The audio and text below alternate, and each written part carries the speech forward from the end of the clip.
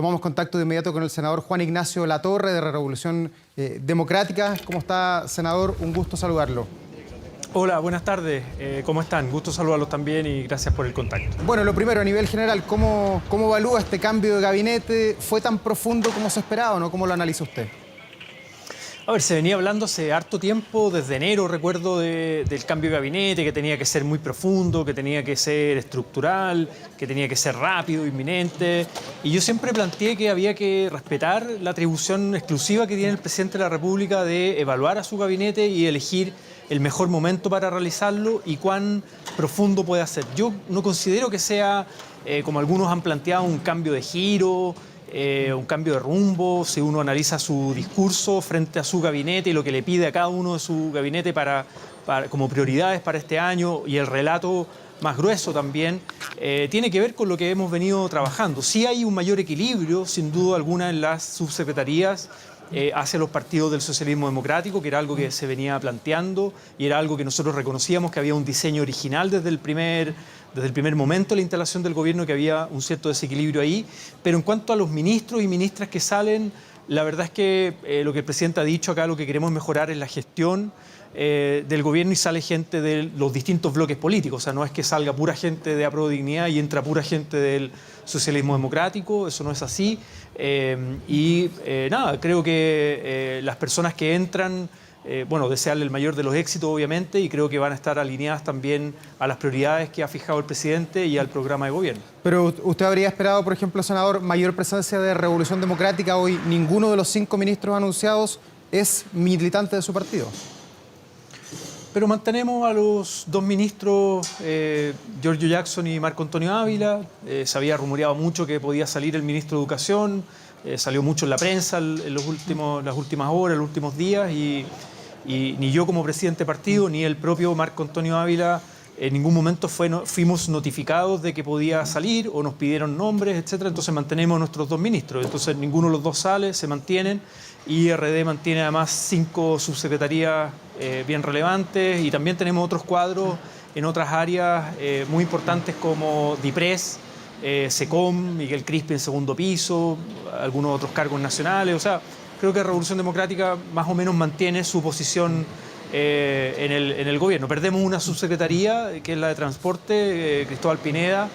Lamentamos mucho esa salida de Cristóbal.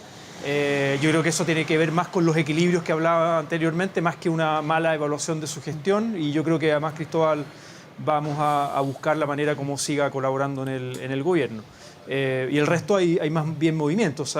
Claudia Sangüesa sale de Hacienda, pero entra a la Subsecretaría de Relaciones Económicas Internacionales, y hay un cambio, digamos, de Cristóbal Cuadrado por Andrea Bliagli en Salud. Pero son militantes del partido. Pero, senador, usted lo dice, bueno, Revolución Democrática sigue muy presente en lo que es la primera línea del gobierno, pero no están en el comité político. ¿Usted esperaba que en este rebaraje de los ministros ingresaran al comité político donde estuvieron cuando comenzó esta historia hace ya un año? La verdad es que no, lo conversamos previamente con el presidente. Incluso en nuestro congreso estratégico había una moción por ahí que levantó un grupo de militantes de una región de que ojalá volviéramos al comité político en este cambio de gabinete. Nosotros, de hecho, eso se rechazó en el propio Congreso Estratégico de Revolución Democrática. O sea, el partido no estaba pidiendo formalmente volver al comité político. Entendíamos que el comité político no se iba a tocar. De hecho, no se tocó el comité político, tampoco el equipo económico en términos gruesos, y por tanto no era una demanda del partido en este momento. Quedan 3 años de gobierno, esto es muy dinámico, y obviamente no descartamos que el día de mañana pudiese haber un cambio. El mismo presidente también no lo descarta, pero él irá evaluando, y por ahora él está conforme con la incidencia que hoy día tiene, o sea, el comité político actual, de no tocarlo. Y además RD tiene una presencia muy importante con el jefe de asesor del segundo piso, que es Miguel Crispi, que si bien no es ministro, está en las decisiones presidenciales, está en las decisiones del comité político, en las discusiones más centrales, y estamos representados en ese espacio de alguna manera también. Senador, usted mencionaba hace algunos instantes al ministro Marco Antonio Ávila, que es ministro de Educación, militante de su partido. Se especulaba que podía salir luego del incidente de esta semana con la diputada Delgado del Partido Ecologista. Sin embargo, el presidente Boric decidió mantenerlo en el cargo. ¿Usted descarta haber hecho alguna gestión para que él se quede dentro del gabinete? A ver, se armó toda una teleserie respecto a esto. Si uno mira del espectro político, quién estaba pidiendo la salida del ministro Ávila, no había ningún partido, ni del socialismo democrático, ni de Apruebo Dignidad, que estuviera planteando ni públicamente, ni en privado, la salida del ministro Ávila, ni estaban proponiendo nombres tampoco, la información que yo tengo. Y bueno, desde la oposición siempre hay críticas y siempre es legítimo que la oposición pida la salida de tal o cual ministro. Normalmente cuando eso ocurre, los presidentes no sacan a los ministros que son solicitados por la oposición. Y la última que hizo un punto de prensa pidiendo la salida del ministro Ávila fue Pamela Giles. Y la verdad es que no sé si el gobierno va a tomar decisiones en función de lo que opine la diputada Pamela Giles. Entonces, insisto, yo como presidente de partido estuve en permanente comunicación con La Moneda. El ministro Ávila también, yo estuve en comunicación permanente con el ministro Ávila y en ningún momento a él se le notificó que podía salir, ni a mí tampoco que podía salir, o me pidieron, por ejemplo, que pudiéramos levantar nombres alternativos, etc. Por tanto, conversaciones siempre hay, preguntas siempre hay, pero no estuvo en el centro de la decisión, al menos de lo que me comunicaron a mí como presidente de partido y al propio ministro Ávila, el que él pudiera salir. Fue más bien una teleserie que se armó, pero no iba por ahí el cambio, digamos. Pero esto, senador, ¿usted siente que es un problema ya terminado o va a ser un lastre que va a arrastrar la gestión del ministro Ávila y también la relación del gobierno con el Parlamento? Vimos lo que pasó hace algunos días con la reforma tributaria, donde no estuvieron los votos del Partido Ecologista, que son parte de la coalición de gobierno. No, hay una precisión, creo que es bueno informar a la gente que nos está viendo, el Partido Ecologista Verde no es parte de la coalición de gobierno, es un partido además que no está legalizado. Pero vota generalmente en las mismas posturas de ustedes.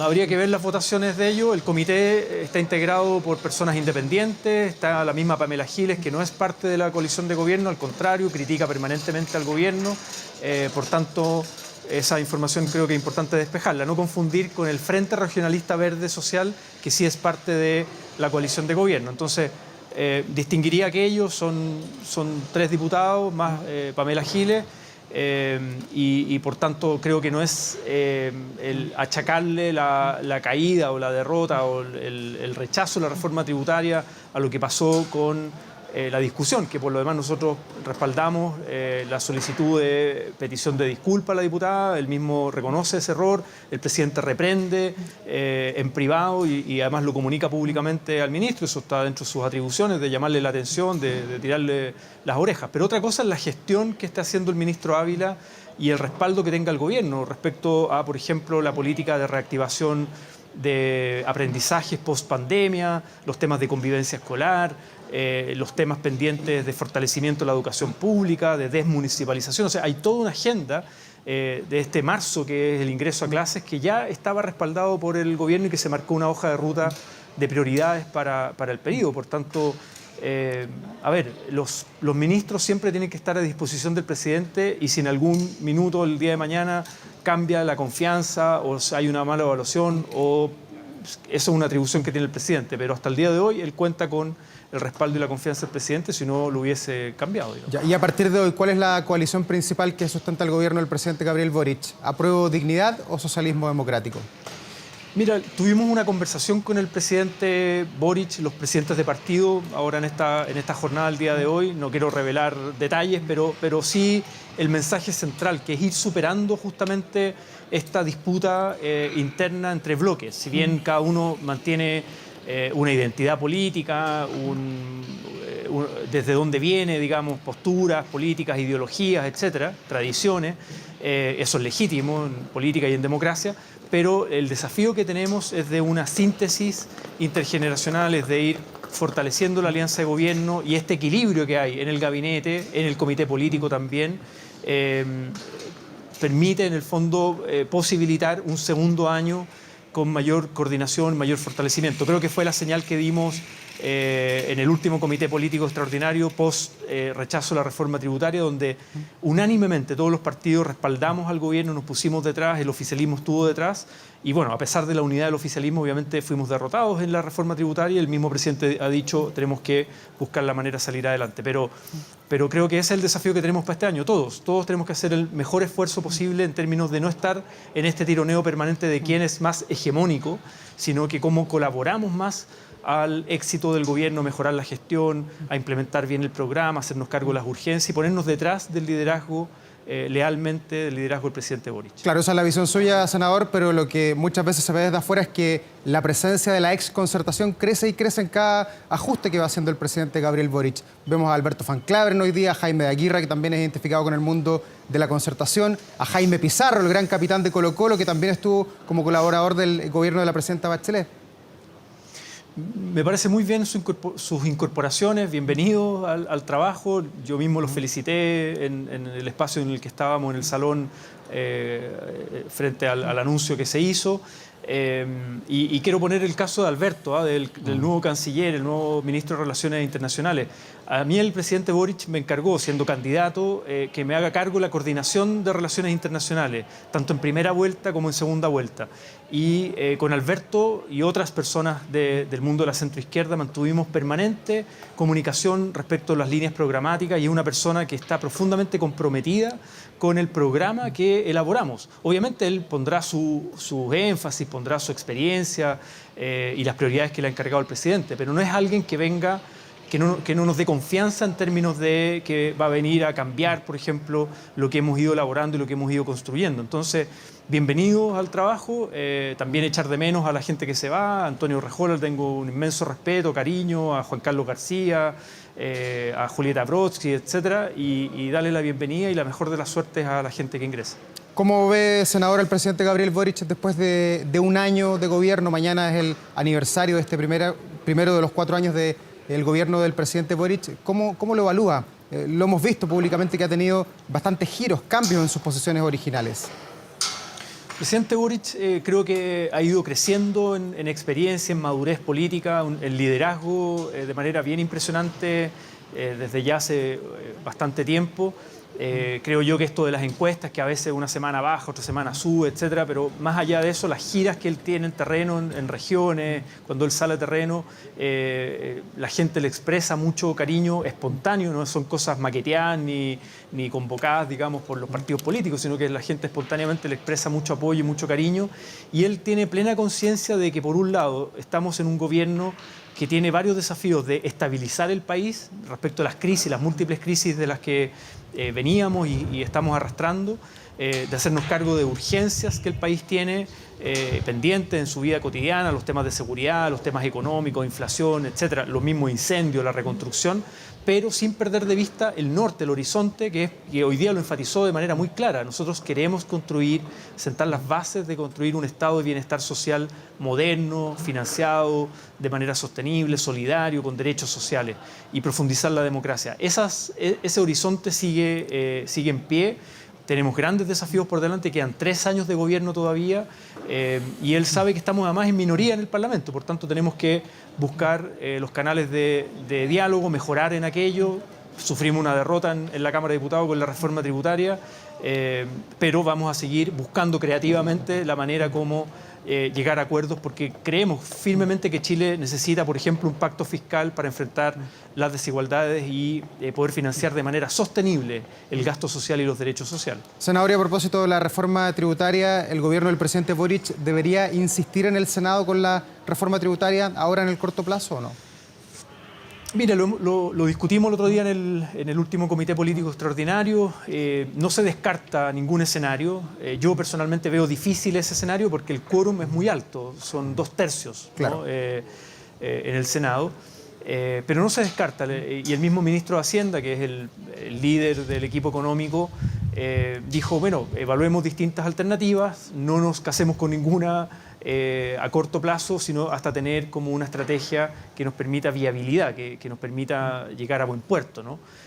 Por tanto, hay distintas alternativas sobre la mesa. En el Senado sigue pendiente la discusión sobre royalty minero. Ahí hay una fuente de financiamiento importante que es parte de la reforma tributaria, no de la que se rechazó en la Cámara, pero es un proyecto que ya se aprobó en la Cámara y por tanto está en segundo trámite en el Senado y va a tener un rol importante en las próximas semanas en su discusión. Y hay alternativas y lo que no vamos a claudicar es en la necesidad de, incluso los grandes empresarios creo que lo entienden, lo han dicho, leía una nota por ahí en el Diario Financiero, los grandes empresarios llaman a no congelar la discusión tributaria. Yo creo que ellos saben que Chile necesita para financiar de manera sostenible, responsable, con responsabilidad macroeconómica y fiscal el gasto social y los derechos sociales, necesitamos un pacto fiscal y por tanto no vamos a claudicar en aquello. Podemos buscar distintas alternativas, mecanismos, etcétera, pero ese desafío sigue pendiente a pesar de la derrota que sufrimos en la Cámara de Diputados. Ya, ¿y eso tiene algún plazo, senador, el saber cuándo se podría eventualmente insistir vía el Senado?